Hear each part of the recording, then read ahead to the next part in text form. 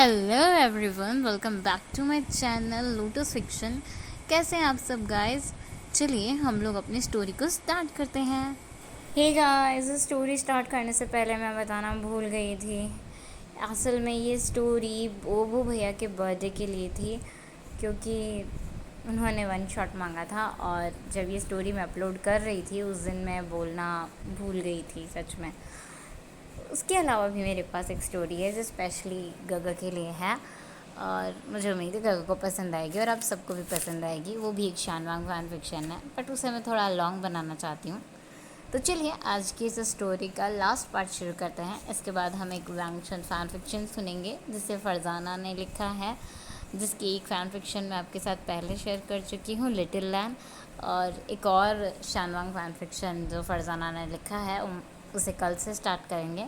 तो चलिए स्टोरी का लास्ट पार्ट शुरू करते हैं। तो अब तक हमने देखा था कि वांगजी, विंग और निया हाईसांग साथ में बैठकर स्नैक्स एंजॉय करते हैं, और उसके बाद में वांगजी, विंग एक दूसरे से बातें भी करते हैं थोड़ी देर तक। नेक्स्ट मॉर्निंग निया हाईसांग अपने घर के लिए वापस निकल जाता है बिकॉज़ उसे कुछ वर्क्स भी करने थे, और वांगजी विंग के ही घर पर रुक जाता है। विंग वांगजी की हेल्प करता है उसके रूम को अरेंज करने में। वांगजी नीचे वाले रूम में रहने वाला था, जिसकी क्लीनिंग पहले से ही हो चुकी थी। वांगजी का रूम सेट हो जाने के बाद शाम के समय वांगजी और विंग टी पीते हुए एक दूसरे के बारे में और भी जान रहे थे। वांगजी को मैथ्स के साथ साथ साइंस पढ़ना बहुत पसंद था, और वही विंग जो एक आर्ट्स का स्टूडेंट था, विंग को हमेशा ही आर्ट में इंटरेस्ट रहा था। विंग बहुत टाइम से ही अच्छे पेंटिंग्स बनाया करता था और बहुत ही अच्छा डांस भी किया करता था। विंग और वांगजी एक दूसरे की हॉबीज़ के बारे में बातें कर रहे थे, जैसे कि वांगजी को डांस करना पसंद है पर उसे गिटार बजाना भी सीखना था। वांगजी को नहीं आता था। विंग वांगजी से कहता है, मुझे बहुत अच्छा गिटार बजाना आता है, अगर तुम माइंड ना करो तो मैं तुम्हें सिखा सकता हूँ गिटार बजाना। वांगजी खुश हो जाता है और कहता है, और रियली, क्या मुझे सिखा सकते हो? मैं सच में सीखना चाहता हूँ पर मेरे पास गिटार नहीं है। तो विंग वांगजी का हाथ पकड़ता है और स्माइल करते हुए से कहता है, कम विथ मी। वांगजी विंग दोनों एक रूम में जाते हैं। वो रूम विंग का था, जहाँ पर विंग के बहुत सारे म्यूज़िकल इंस्ट्रूमेंट्स रखे हुए थे। विंग गिटार बजाने के साथ साथ ड्रम भी बजा लिया करता था। विंग को अपने कॉलेज के टाइम में इन सब चीज़ों का बहुत शौक था, और विंग ने अपने इस घर पर एक पूरा सेटअप लगा कर रखा हुआ था। वो अपने फ्रेंड्स के साथ इसी रूम में कई बार प्रैक्टिस किया करता था। जब वांगजी उस रूम को देखता है तो वो शॉक्ड हो जाता है और कहता है, इतना बड़ा रूम और इतने सारे। वांगजी कहता है, इतने सारे सामान, क्या आपको ये सब चीज़ें बजानी आती हैं? वांगजी बहुत एक्साइटेड लग रहा था। बींग कहता है, वेल, मैं ड्रम और गिटार बहुत अच्छे से बजा लेता हूँ, बट ये सारी चीज़ें मुझे बजाना नहीं आती हैं। हाँ, मेरे फ्रेंड्स को शौक़ है, वो लोग भी प्ले करते हैं। जैसे कि मेरा फ्रेंड वैनिंग, उसे ड्रम और फ्लूट बजाना बहुत अच्छे से आता है। मुझे भी आता है फ्लूट बजाना तो, पर मुझे लगता है कि वो मुझसे ज़्यादा बेटर बजाता है। विग वहाँ से एक फ्लूट को उठाता है जो ब्लैक कलर की थी, और उसे एक कपड़े से साफ़ करता है, और उसके बाद अपने होठों से उस फ्लूट को लगाकर एक प्यारी सी धुन वो वांगजी को सुनाता है। वांगजी सुनकर कहता है, वाह, बहुत ही अच्छा फ्लूट बजाते हैं, पर इसे बजाते कैसे हैं? इसे बजाना तो बहुत मुश्किल होगा। विंग कहता है, नहीं, इतना मुश्किल भी नहीं है, अगर तुम एक दो बार प्रैक्टिस करोगे तो सीख जाओगे। बस इसमें तुम्हें अपनी ब्रीथिंग को ठीक से कंट्रोल करना होता है, अपनी ब्रीथिंग को एक अच्छे लय में लेना और छोड़ना होता है, जिसके बाद तुम आसानी से फ्लूट बजाना सीख सकते हो। वांगजी कहता है, और रियली, क्या इतना आसान है? विंग कहता है, हाँ, इतना आसान है। फिर विंग वांगजी को बताने लगता है कि फ्लूट कैसे बजाई जाती है, और वांगजी विंग को बड़े ध्यान से देखने लगता है।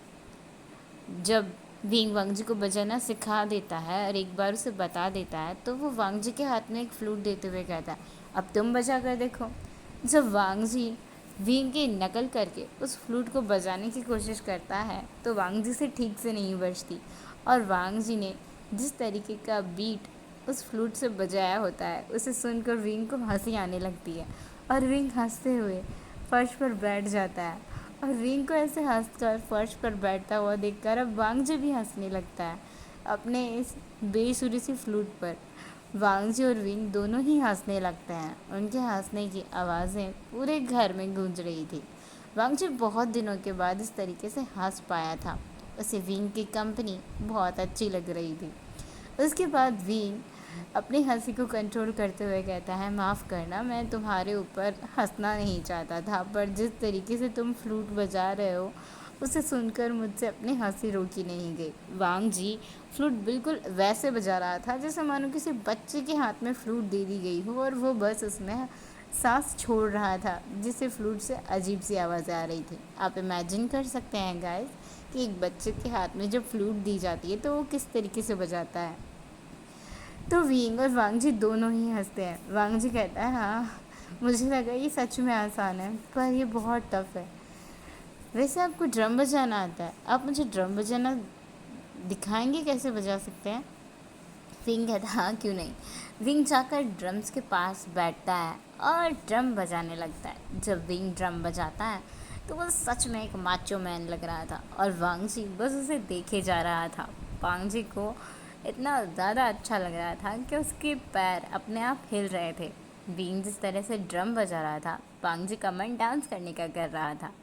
वांग जी और ड्रम्स की बीट पर थोड़ा सा एक दो स्टेप भी करता है, तो विंग की नज़र उस पर जाती है और वह कहता है, तुम बहुत ही अच्छा डांस कर लेते हो, क्या तुम डांस करना चाहोगे? अगर तुम डांस करना चाहोगे तो मैं तुम्हारे लिए ड्रम ज़रूर बजाऊंगा। वांग जी कहता है, हाँ क्यों नहीं, ज़रूर। तो फिर वांग जी से विंग पूछता है, किस तरह का बीट बजाऊं? वांग जी विंग को एक इंग्लिश सॉन्ग का बीट बताता है, और उसके बाद विंग ड्रम पर उसे प्ले करता है और वांग जी एक डांस परफॉर्मेंस करता है जिसे सिर्फ विंग देखता है।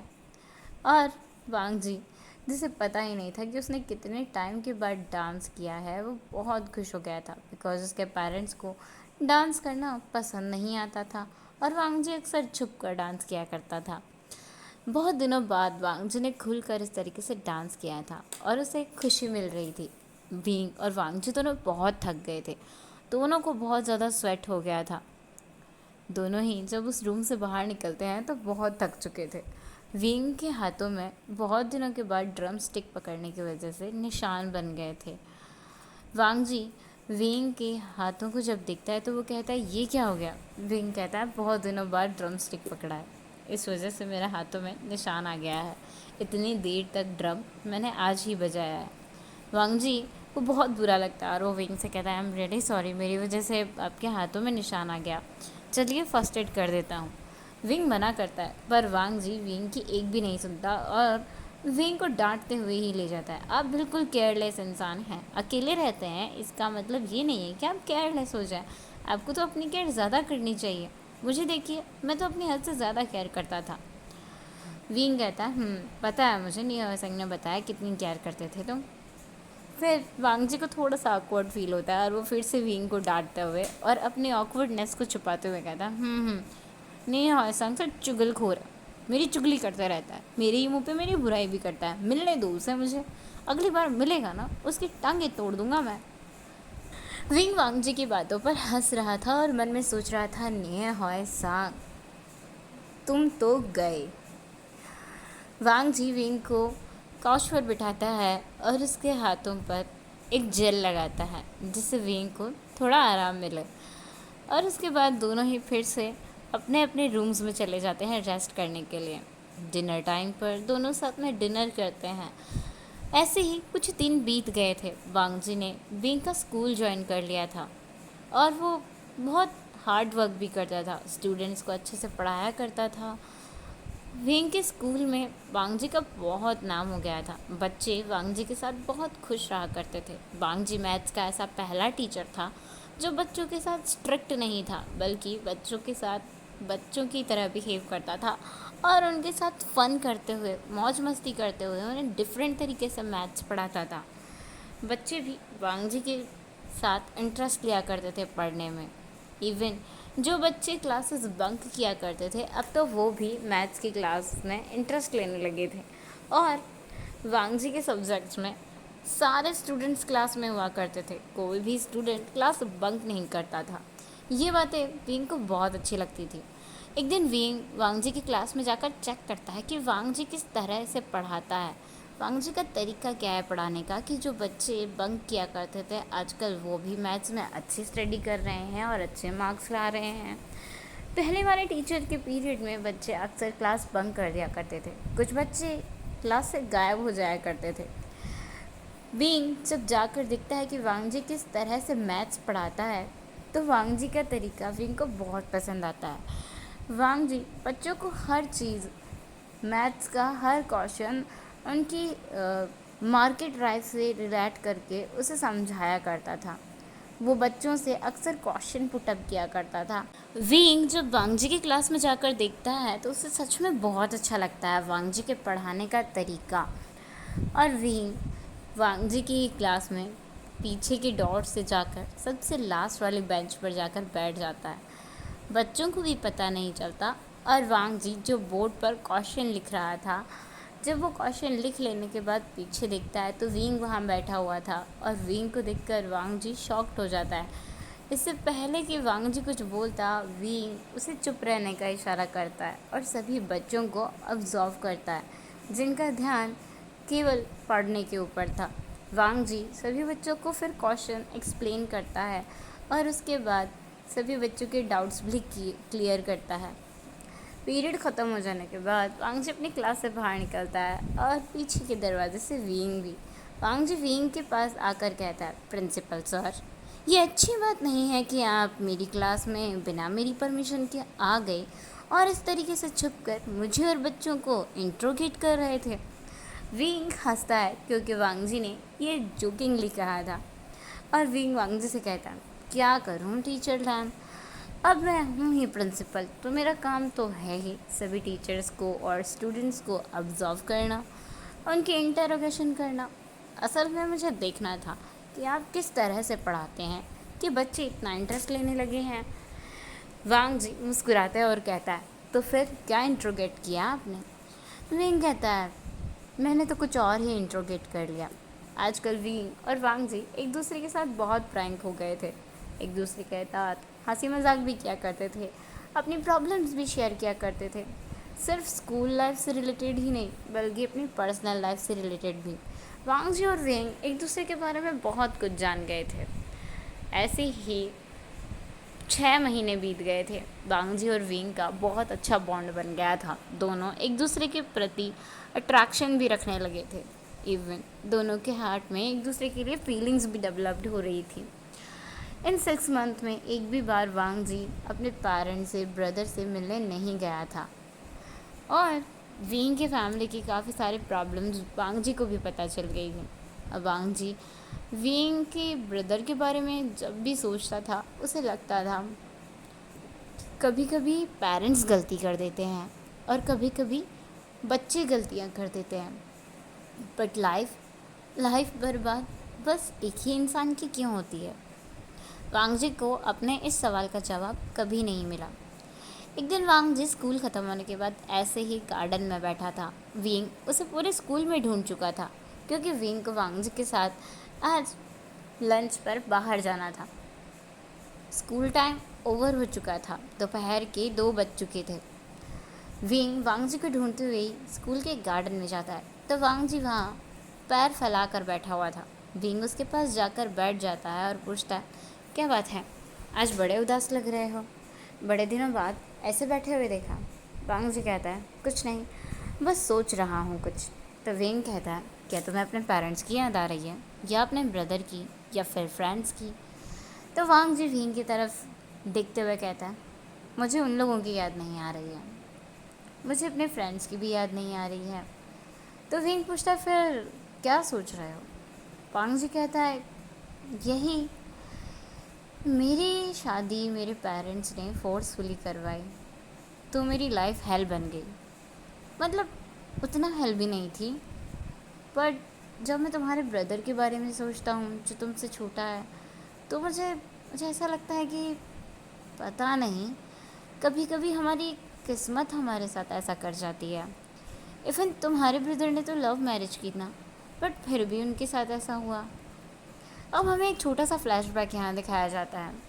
वांगजी और विंग में जब एक अच्छी दोस्ती हो गई थी और वो एक अच्छा बॉन्ड शेयर करने लगे थे, तब वांगजी को ये पता चला था कि विंग की बड़ी बहन की शादी जिन फैमिली के बड़े बेटे से हुई है, जिनका नाम यानली है। विंग अपनी शिजे से बहुत प्यार करता था, अपनी बहन से बहुत ज़्यादा प्यार करता था। यानली विंग से 1 साल ही बड़ी थी और जियांग चंग यानली और विंग से 4 साल छोटा था। वांगजी को विंग से जियांग चंग के बारे में पता चलता है। एक दिन बातों बातों में ही विंग बताता है कि उसके ब्रदर जियांग चंग ने किसी अल्फ़ा से लव मैरिज की थी, पर लव मैरिज के 2 साल बाद ही उस अल्फ़ा ने उसके ओमेगा ब्रदर को छोड़ दिया, ये कह के कि उसे प्यार नहीं था। उसके ब्रदर का दिल बुरी तरीके से टूट गया था। अब उसका ब्रदर यूएस में रहता है अकेले। उसने अपनी लाइफ में बहुत पेन सहा। मैरिज के बाद उसके साथ बहुत कुछ हुआ। उसकी फैमिली में, हस्बैंड की फैमिली में कोई उसे सपोर्ट नहीं करता था। इवन उसकी स्टडी, जॉब सब कुछ छूट गई थी। और वांगजी सोचता है ऐसा ही तो मेरे साथ हुआ था, पर यहाँ फ़र्क बस इतना था भी कि तुम्हारे ब्रदर ने अपनी मर्ज़ी से शादी करने के बाद भी यही सब देखा, और मेरे पेरेंट्स ने मुझे फोर्स किया। मैं सोचता हूँ कि गलतियाँ दूसरे लोगों की होती है, पर भुगतना किसी एक को ही क्यों पड़ता है, जैसे मैं भुगत रहा हूँ। वही कहता है वांगजी, कुछ चीज़ें हमें वक्त पर छोड़नी पड़ती हैं, कुछ चीज़ें हमें भुलानी पड़ती हैं, कुछ बातें, कुछ चीज़ें, कुछ यादें तो हमें भूल जानी चाहिए। बिकॉज़ कभी कभी हमारी डेस्टिनी हमारे साथ जो करती है वो हमारे अच्छे के लिए करती है। वांगजी विंग की बात को समझता है, पर कहता है कि सच में उस टाइम जो सफ़र किया उसे नहीं भूल सकता। विंग और वांगजी जब बातें कर रहे होते हैं तो विंग सडनली वांगजी को हक कर लेता है और उसकी फॉरहेड पर एक किस करता है। विंग कहता है वांगजी, बहुत वक्त से तुमसे कुछ कहना चाहता हूँ। वांगजी विंग की तरफ देखता है और कहता है वांगजी, मैं तुम्हें बहुत पसंद करता हूँ, और सच कहूँ तो पसंद करने से ज़्यादा मैं तुम्हारी इज्जत करता हूँ। क्या तुम मेरी लाइफ पार्टनर बनोगे? मैं तुम्हें अपने लाइफ में एक फ्रेंड से ज़्यादा दिखता हूँ, बिकॉज़ मैं बहुत वक्त से अपने आप में ये फीलिंग्स, ये चेंजेस को फ़ील कर रहा हूँ। मैं तुम्हें अपना लाइफ पार्टनर देखता हूँ। क्या तुम मेरे साथ अपनी लाइफ को एक नए तरीके से स्टार्ट करोगे? जब वांगजी इतने सिंपली और डायरेक्टली वांगजी को प्रपोज कर देता है तो वांगजी की आइज़ बड़ी बड़ी हो जाती है और वो बस विंग को दिखते ही रह जाता है। उसे समझ ही नहीं आता कि वो खुश हो या वो दुखी हो, या वो हंसे या वो रोए या वो उछले कूदे। बस वो शॉक में ही बैठा रह जाता है। विंग वांगजी को 5 मिनट तक देखता रहता है। जब वांगजी कोई रिएक्शन नहीं देता तो विंग उठते हुए कहता है कोई बात नहीं, चलो घर चलते हैं। जैसे ही विंग ये बोलता है और उठकर जाने लगता है, वांगजी उसका हाथ पकड़ता है फटाफट से और कहता है क्या कहा, फिर से कहना।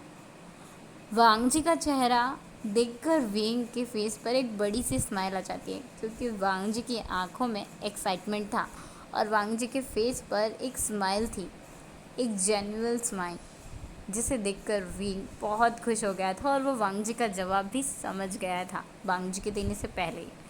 तो विंग कहता है अभी क्यों बताऊँ, एक बार बताया ना तुम्हें, सोच कर बताना। विंग जब वहाँ से जा रहा था तो वांगजी भी विंग के पीछे पीछे दौड़ने लगता है और कहता है बताओ ना, एक बार फिर से बोलो ना, मुझे फिर से सुनना है। वांगजी हंस रहा था और विंग वांगजी को चिढ़ा रहा था। दोनों ऐसे ही अपने लंच करने के लिए रेस्टोरेंट में चले जाते हैं। दोनों एक साथ बैठकर लंच करते हैं और उसके बाद दोनों ही शॉपिंग करने के लिए भी जाते हैं। वांगजी विंग के पीछे पीछे घूम रहा था और उसके फेस पर एक बड़ी सी स्माइल थी, क्योंकि वांगजी बहुत खुश था, उसे विंग बहुत पसंद था। पर वांग जी कभी खुद से नहीं कहता था, बिकॉज वांग जी सोचता था मैं एक छोड़ा हुआ ओमेगा हूँ और वीन एक सिंगल पर्सन। पता नहीं उसे मैं पसंद हूँ या नहीं, और मैं खुद से बोलूँगा तो पता नहीं क्या सोचेगा। वांग जी हमेशा ये अपने मन में रखता था। भीम और वांग जी जब शॉपिंग कर रहे थे तो दोनों एक दूसरे के लिए कपल टी शर्ट्स खरीदते हैं, कपल वॉचेस खरीदते हैं, और लास्ट में जाकर वींग को 2 रिंग्स पसंद आती हैं। वींग वांग जी को वो रिंग्स दिखाते हुए पूछता है, हम दोनों के लिए ये ठीक है?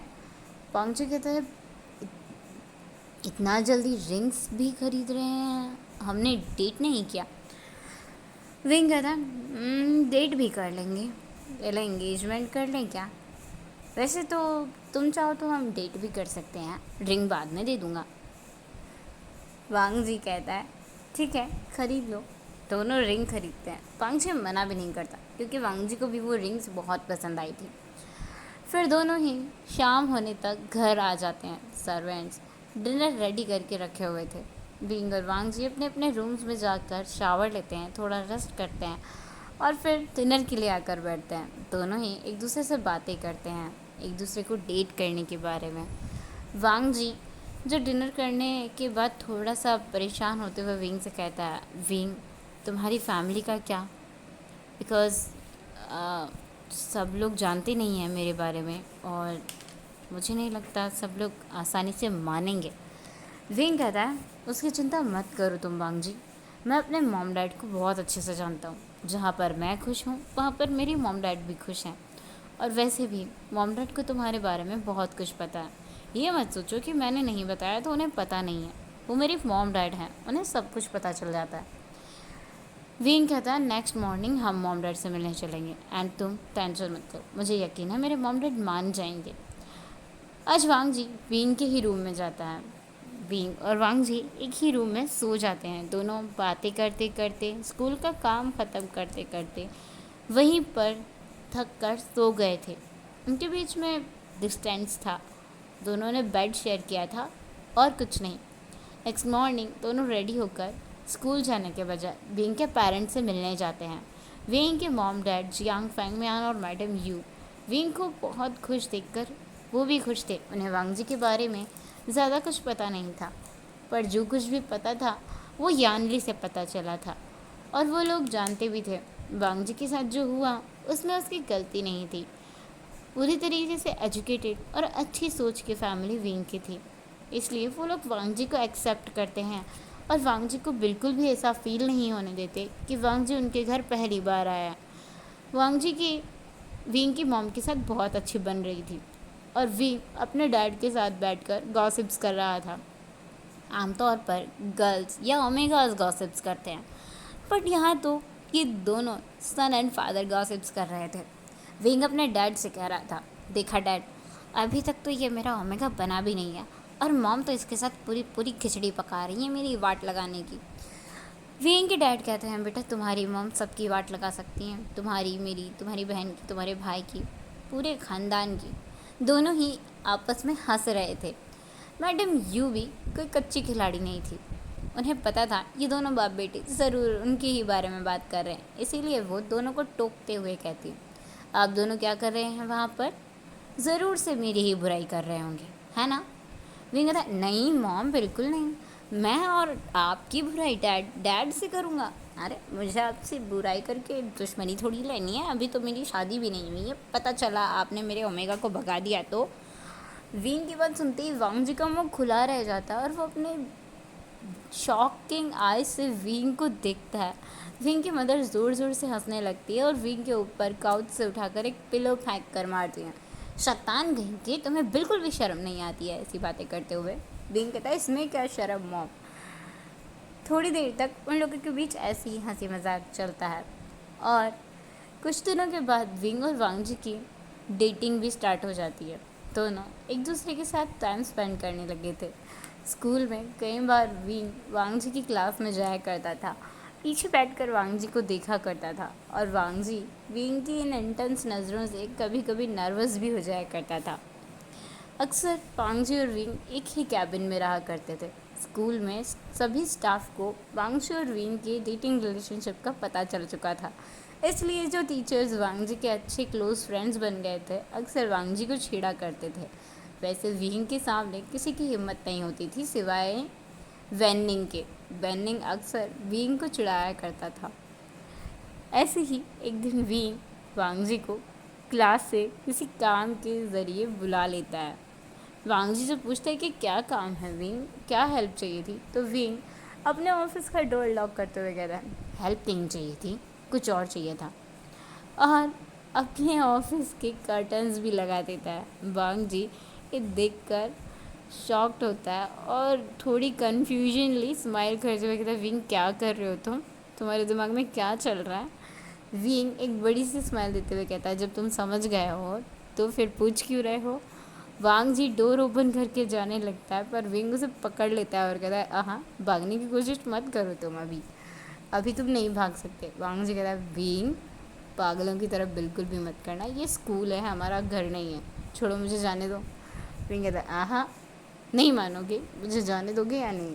नहीं नहीं जाने दूंगा, विंग का जवाब आता है। वांग जी कहता है मैं चिल्लाऊंगा। विंग कहता है अच्छा।